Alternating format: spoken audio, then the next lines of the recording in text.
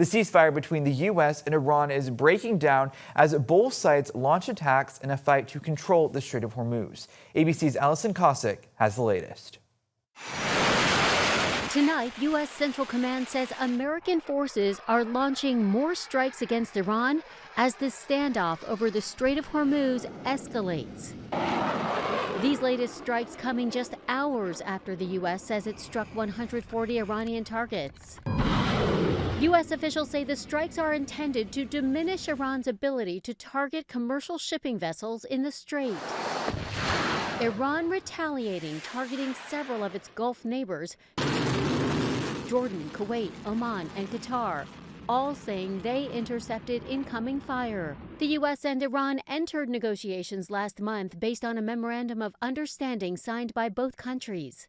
But President Trump suggested last week that interim deal was over. I think it's over.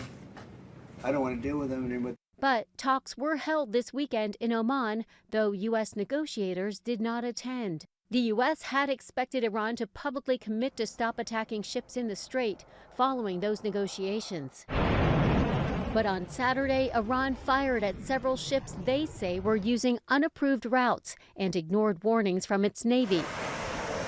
And now Iran declaring the strait closed until the end of American intervention in the region. But President Trump telling NBC the critical waterway remains open. It's open. We bombed the hell out of them last night.